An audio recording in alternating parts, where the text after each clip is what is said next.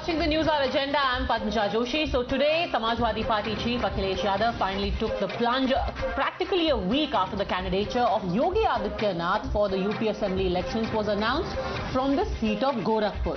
Now, Akhilesh Yadav has decided to contest these assembly elections for the very first time from Karhal, an assembly constituency that falls within the Lok Sabha seat of Mainpuri that currently is represented in Parliament by Mulayam Singh Yadav himself. The choice is interesting because remember earlier there was wild speculation that Akhilesh Yadav would in fact choose a seat from within his current Lok Sabha constituency of Azamgarh. So why did he make the switch? More about Karhal in just a bit, but another very interesting development that took place is that Bhim Army Chief Chandrasekhar Azad decided to throw his hat into the ring from the same seat where Yogi is going to fight, that is Gorakhpur Sadar, making this contest extremely interesting. Now, let's talk about Karhal. Karhal is a seat which is just about half an hour's drive from Saifai, the pocket borough of the Yadav family. Not just that, it has been won by the Samajwadi Party for nearly 3 decades now, barring one term where it was taken by the BJP.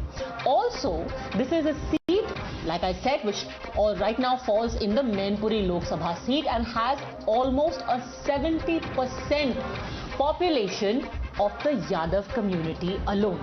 Now, on the back of all of this, the BJP is asking whether eventually Akhilesh Yadav has fallen back on his trusted, tried and tested and trusted Yadav vote bank for someone who was attacking Yogi Adityanath for choosing the Gorakhpur seat, calling it Ghar Wapasi. Is it a Wapasi by Akhilesh Yadav as well?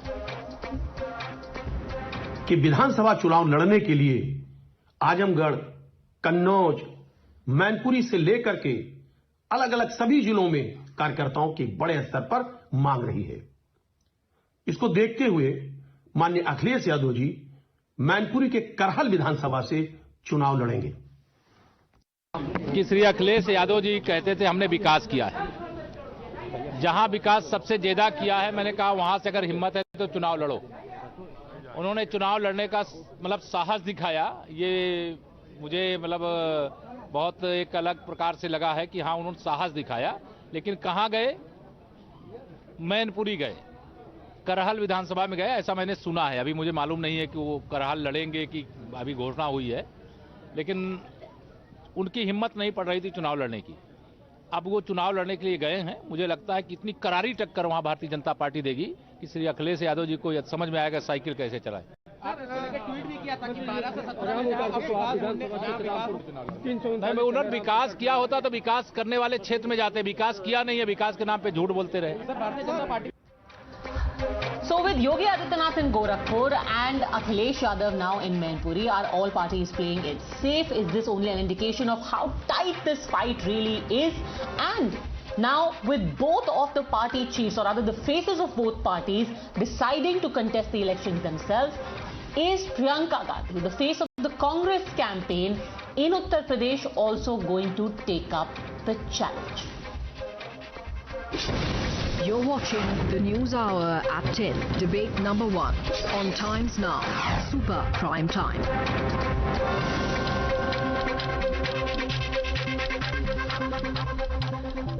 Joining us now on the debate, we have Shazia Alvi, national spokesperson of the BJP. Priyanka Maurya, now a leader of the BJP, has just joined from the Congress party. Roshni Kushal Jaiswal, spokesperson of the Congress in UP. Satyapal Chaudhary, spokesperson of Bhim Army. And my first question is to the effervescent Anurag Bhadoria. अनुराग भदौरिया जी, इल्जाम ये लगाया जा रहा है कि अखिलेश जी आजमगढ़ से भाग गए। वहां के सांसद थे तो वहीं के विधायक क्यों नहीं बनने चाहते? सवाल ये नहीं है, सवाल भारतीय जनता पार्टी का मानसिकता का है। उनको मुझे लगता है बीजेपी वाले थोड़े मानसिक रूप से डिस्टर्ब हो गए हैं। उनको पता नहीं क्या दिक्कत रहती है कि जो भी समाजवादी करता है उसके बारे में वो पूरा फोकस लगा के देखते रहते हैं। क्या खाया, क्या पहना, कहाँ बैठे थे, किससे बात की, कब गए, कितनी भीड़, माने 24 घंटे आपको अखिलेश यादव जी की चिंता रहती। मतलब आप मानसिक संतुलन बीजेपी खो चुकी है, वो हार का डर उन्हें सताने लगा है, ये बात क्लियर हो चुकी है। भाई देखो, कौन कहाँ से लड़ता है, और आप अपने हिसाब से सभी लोग लड़ते भाई। वो मैनपुरी सीट भी उनके पास है, कन्नौज से भी लड़े हैं और सिटिंग विधायक है आजमगढ़ से। अभी आजमगढ़ से लड़ रहे होते तो कहते आजमगढ़ लड़ने चले गए अखिलेश जी, दूसरी जगह लड़ने नहीं गए। अभी कहीं मुरादाबाद कहीं चले जाते तो कहते वेस्टर्न में लड़ने चले गए, वेस्टर्न में क्यों लड़ने चले गए, पश्चिमी यूपी में क्यों लड़ने चले गए। अब मैनपुरी आके लड़ रहे हैं तो कहरेल में क्यों लड़ने चले गए, मैनपुरी में क्यों लड़ रहे हैं। अरे कमाल है भाई, मानसिक संतुलन भारतीय जनता पार्टी खो चुकी है। और दूसरा सवाल ये है कि इतनी चिंता उनको रहती है समाजवादी पार्टी की, इतनी चिंता अगर जनता की होती, यहाँ पे बेरोजगारी की होती, महंगाई की होती, महिला अत्याचार की होती, किसानों की होती, तो किसान रौंदे तो नहीं जाते ना, महंगाई से लोग आत्महत्या तो नहीं करते ना, बेरोजगारी से लोग आत्महत्या वो तो सब नहीं तो करते ठीक है, पर आपने सवाल का जवाब नहीं दिया। अगर आप वहां के वर्तमान सांसद हैं तो जाहिर सी बात है कि आपके लोग तो खुशी होंगे ना। तब तो आपके लिए सबसे अच्छा रहता भाई आजमगढ़ से सांसद, आजमगढ़ से विधायक, आजमगढ़ क्यों छोड़ दिया? आपका भी कमाल का सवाल है। मैंने आप ये कह रहे हैं कि वहां से लड़ते, वहां के, अरे वहां तो सांसद हैं। अरे वो जहां से लड़ेंगे वहां और सीटें बढ़ेंगी, वहां तो सांसद नहीं, वहां तो जीते हुए हैं, कोई अच्छे वोट से जीते हुए हैं। अच्छा। अरे दूसरी जगह जाएंगे, तीसरी जगह जाएंगे, जहां पार्टी भेज देगी वहां जाके लड़ेंगे, उसके लिए दिक्कत क्या है। अभी आजमगढ़ से लड़ रहे होते हैं तो पद्मजा जी आप पता क्या कहते हैं? तो मतलब आपने चैलेंज के लिए कहा, सुनिए आपने कहा कि एक नया चैलेंज लिया जाए। आजमगढ़ तो अपना जीता हुआ है, अब कहीं और जाया जाए, है ना? सुनिए ना, अगर गोरखपुर से लड़ लेते, फिर अगर चैलेंज ही लेना था तो सीधे गोरखपुर जाते ना। अरे सुन तो लीजिए, आजमगढ़ से नहीं लड़ रहे होते तो पद्मजा जी आप क्या बोलती पता मुझसे? भदौरिया जी ये बताइए, अखिलेश यादव जी आजमगढ़ से क्यों लड़ रहे हैं? वहां से तो ऑलरेडी सांसद हैं, वहां से क्यों लड़ रहे हैं? वो सेफ सीट खोज रहे हैं क्या? अगर वो कहीं दूसरी जगह से लड़ते, अच्छा ये बताइए वहां से क्यों लड़ रहे हैं? मतलब ये मानसिक संतुलन बीजेपी खो चुकी है। इनको जनता से लेना देना नहीं है, ये व्यक्ति पे आके रुक गई, क्योंकि उस व्यक्ति से डर लगने लगा है। अखिलेश यादव उनके लिए हवा हो चुके हैं। हवा मतलब समझते हो? अच्छा। वो अखिलेश यादव के नाम से उनकी नींद खुल जाती है, वो बेचैन परेशान हो जाते हैं कि भाई अखिलेश यादव, अखिलेश यादव, अखिलेश यादव। अरे भाई हार का डर इस कदर सता रहा है, मैं तो कहता हूँ पद्मजा जी जल्दी से चुनाव करा दीजिए, नहीं 2-4 लोगों का पता नहीं क्या हो जाएगा, मानसिक संतुलन इतना गड़बड़ा जाएगा, रहने लायक बचेंगे कि नहीं बचेंगे, फिर हमें तो मैं इलेक्शन कमिश्नर नहीं हूं ना, नहीं तो आप इतनी बार बोल ही चुके हैं, करा ही देते। शाजिया इल्मी, आप ऑब्सेस्ड हैं अखिलेश यादव से। अखिलेश यादव देखिए आजमगढ़ जीता हुआ है, मैनपुरी जीतने वाले हैं अब। अरे मैनपुरी भी जीती हुई है, वो जहां लड़ेंगे वहीं जीते हुए हैं। नहीं, करहल जीतने वाले हैं। मैनपुरी तो मैंने ओवरऑल के लिए बोला था। हाँ जी शाजिया, तो जहां लड़ जाएंगे जी।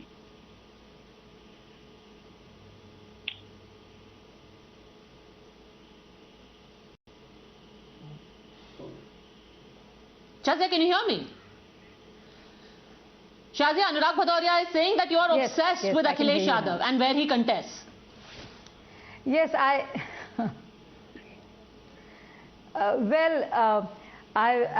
was very amusing hearing Mr. Bhadoria. So he feels that it's very obvious that he has lost the trust, Akhilesh ji has lost the trust of people of Azamgarh as an MP, which is why he's choosing the family borough and he's going back to the traditional borough of Mainpuri. Mainpuri में आकर थोड़ा उनको चैन मिल रहा है, काफ़ी घबराए से लग रहे हैं, दौड़े भागे से हमारे अखिलेश भैया। तो अच्छी बात है, चलिए उनको थोड़ा लग रहा है कि वहाँ पे बचे रहेंगे, तो चलिए अच्छी बात है। अगर उनको लग रहा है कि वहाँ पे थोड़े उनको इत्मीनान मिल रहा है और थोड़े घबराए हुए थे, जैसे राहुल जी घबरा रहे थे पिछली बार, आपको याद है उनको वायनाड जाना पड़ा था लोकसभा चुनाव में, तो वैसे शायद मुझे लग रहा है कि थोड़े डर रहे हैं अखिलेश जी और घूम फिरकर परिवार में ही उनको जाना पड़ा।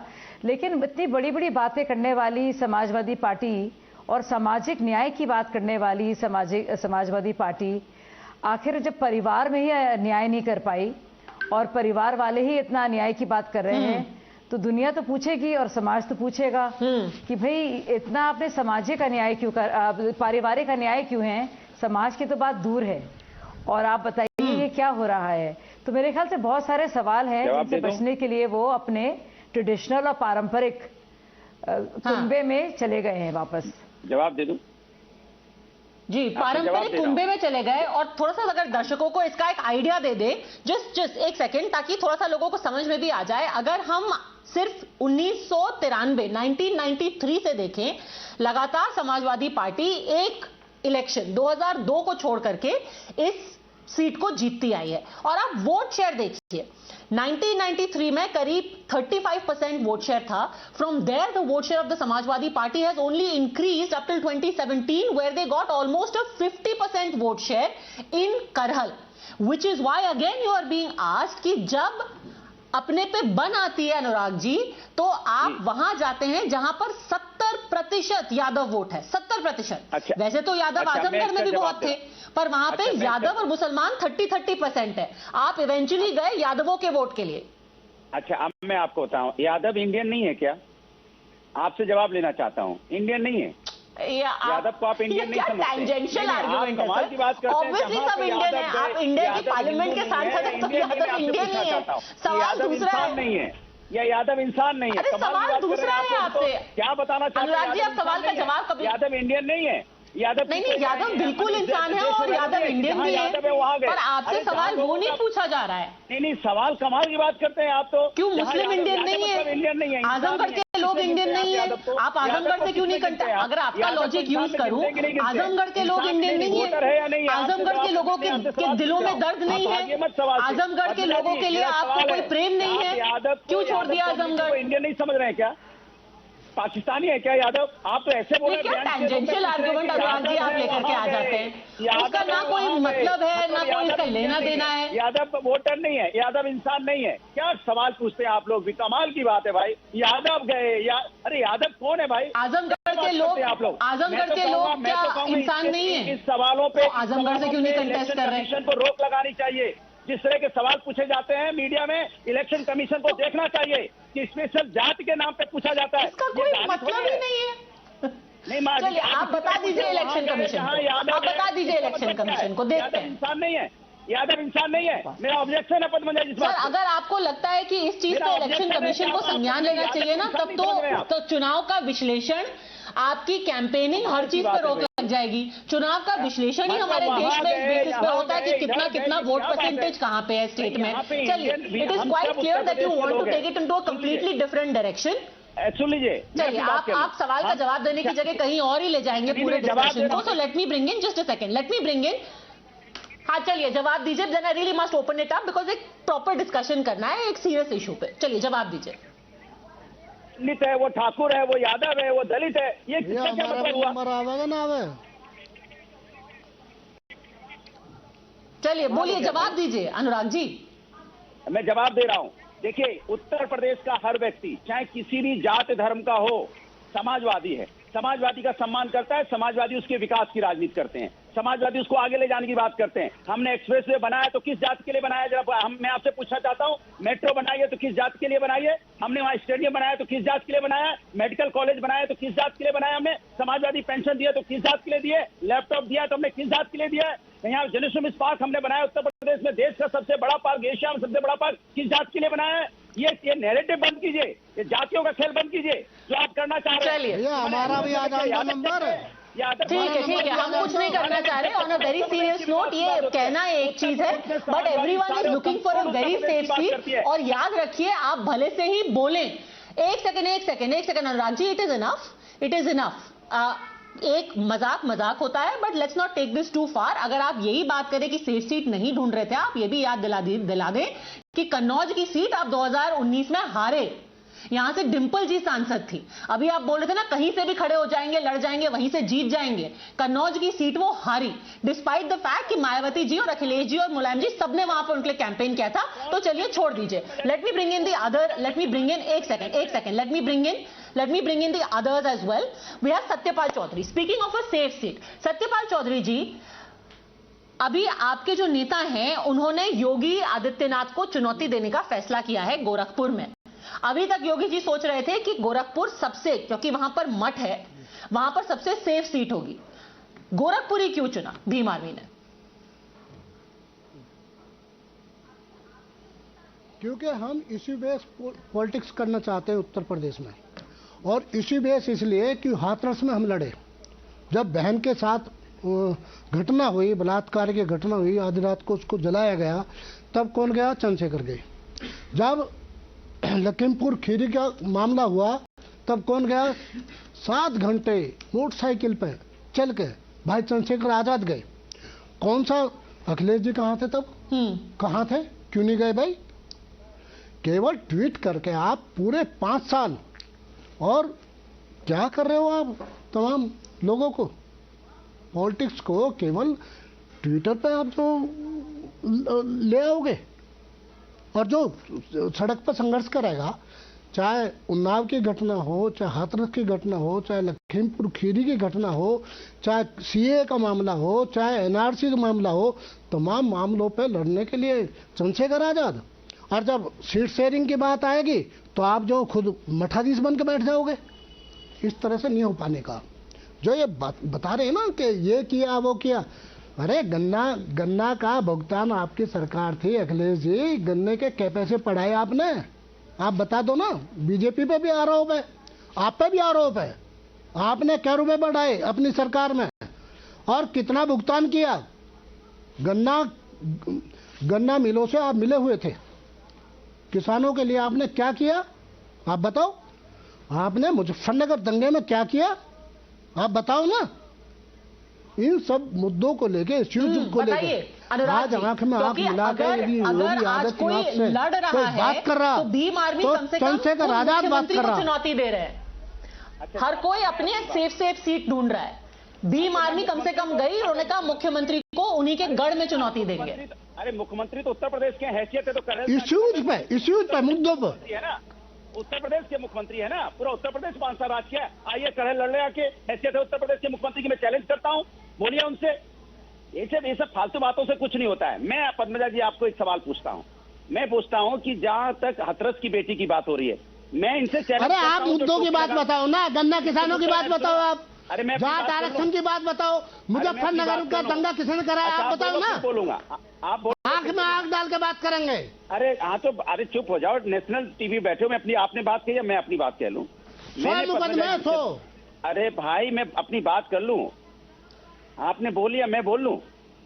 देखिए इन्होंने हाथरस की बेटी, अरे भाई मुझे बोलने दो, हो गया। अब मैं बोल लूं, हाथरस की बेटी का जहां तक सवाल है, मैं जैकेट पहने बैठा हूं पद्मजा जी, और चूंकि नेशनल टीवी में बैठा हूं, मैं अगर अपनी जैकेट उतारूंगा तो पीठ में अभी तक दाग नहीं गए लाठी के।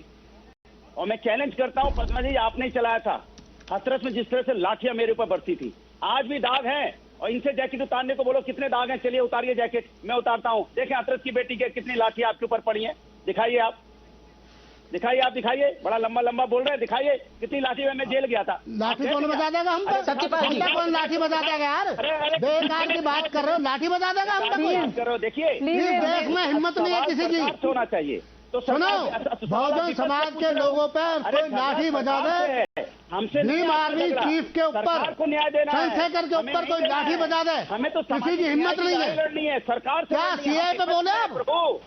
बोले आप क्या सीए पे बोले?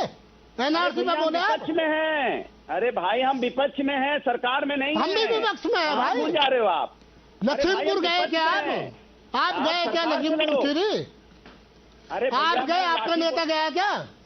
अरे तुमको मालूम नहीं तो चुप रहो। आप केवल पिछड़ों के नाम पर बेइज्जत करने का काम करते हो। लखीमपुर कहाँ पे है? लखीमपुर कहाँ पे बताना?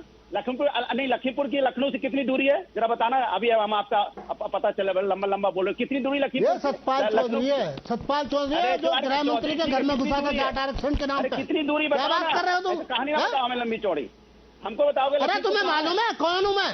कुछ नहीं मालूम। तुम्हें मालूम है कौन हूँ मैं? अरे गोला कहाँ पर? गोला गोकरनाथ कहाँ पे? मैं सतपाल चौधरी हूँ, जो जाट आरक्षण के आंदोलन में गृह मंत्री के घर में घुसा। मैं जो पूछ रहा हूँ वो बताओ। नहीं था तो सरकार से सवाल पूछ रहा, विपक्ष से सवाल पूछ रहे हो, कमाल के आदमी हो।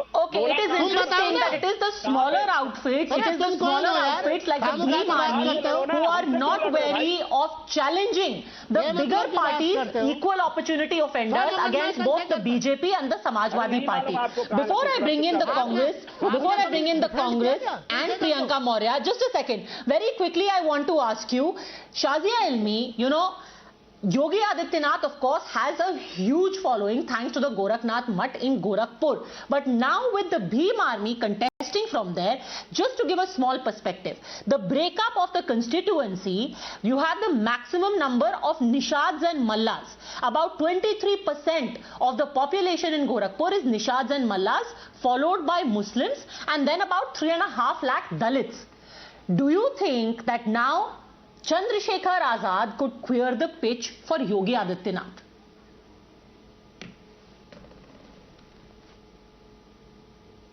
No, first of all, I mean, one should welcome anybody who jumps into the electoral fray. And so I think he's got every right. And I don't think that there is, this is Yogi Adityanath ji's old seat. He has been winning there for a long time. It was others who said and speculated that he might contest from Ayodhya because they wanted to make it out to be a Hindu plank or a Hindutva plank. But he did no such thing. He's comfortable wherever he can contest from anywhere. But he did not choose to play that card. That has been his constituency.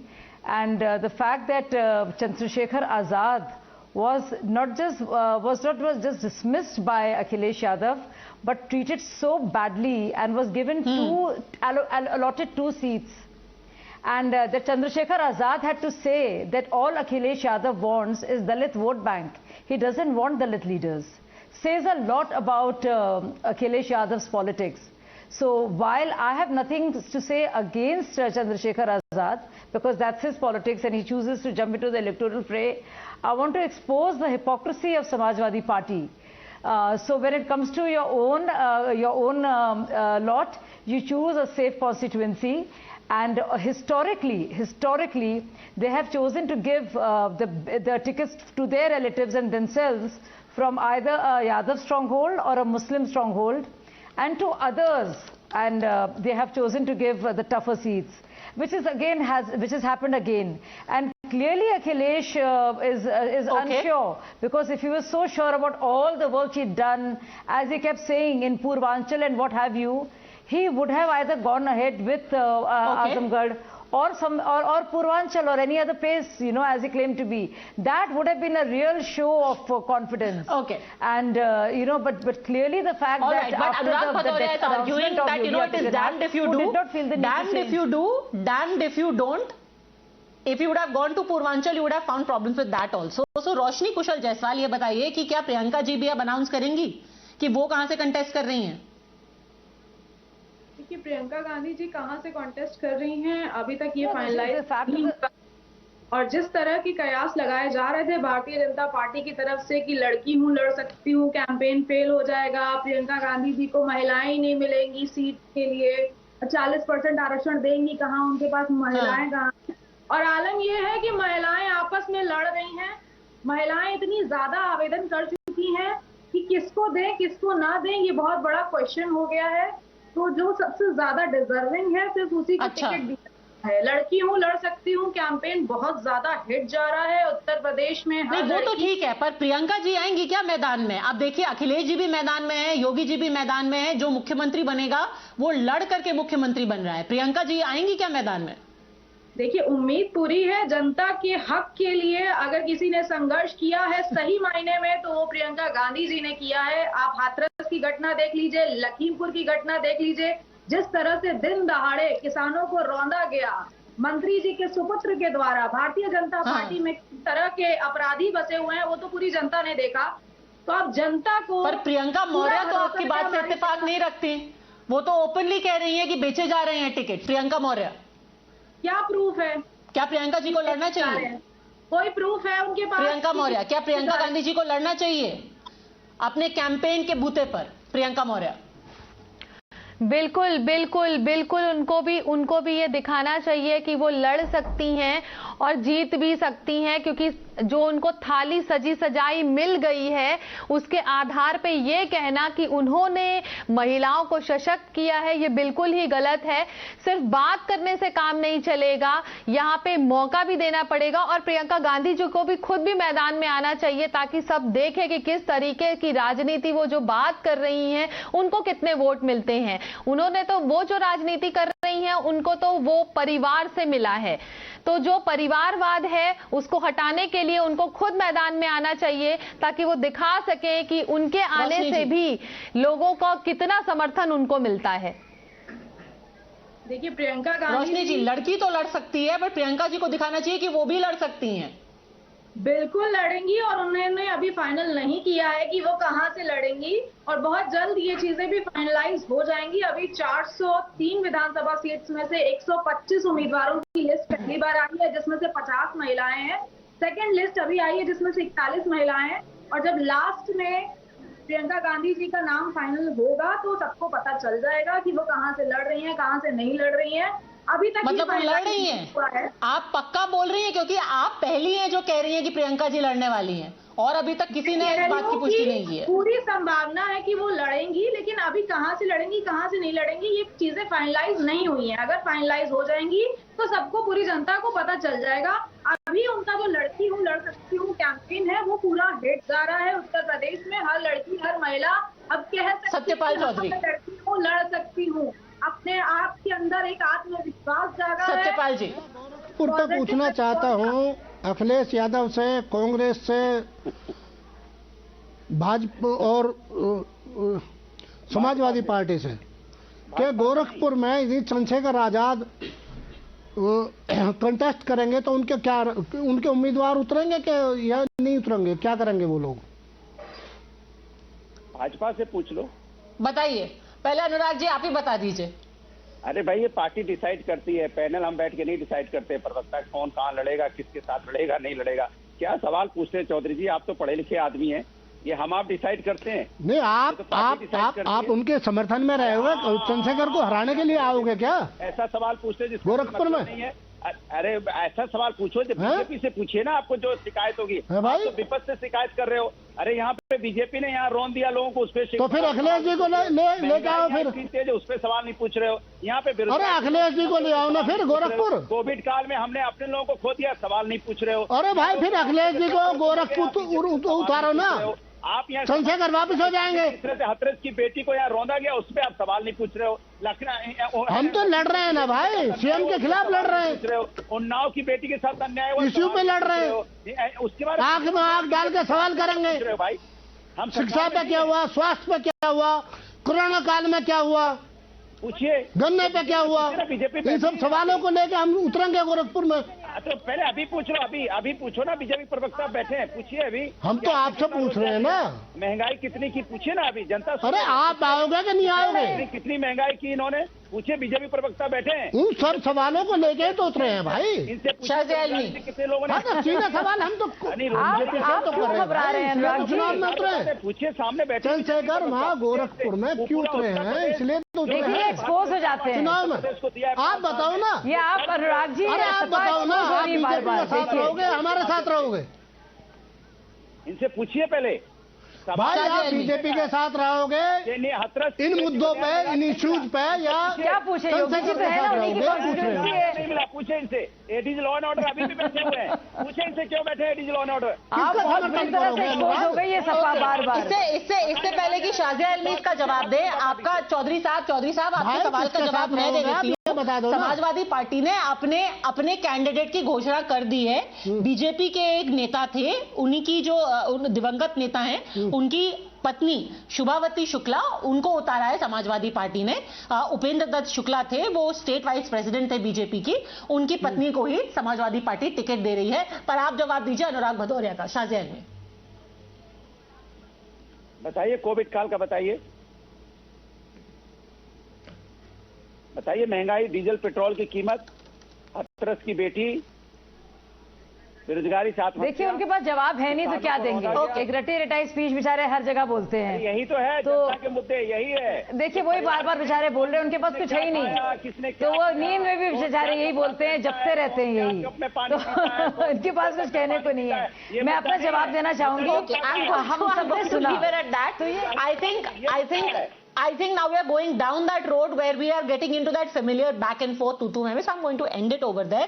That being said, it is again, like I said at the beginning, an indication of how tight this fight is, where the two main faces in the fray have both decided a comfortable fallback option. areas where they know they enjoy the popular support. Gorakhpur and now Mainpuri. Thanks very much for joining me on Debate One.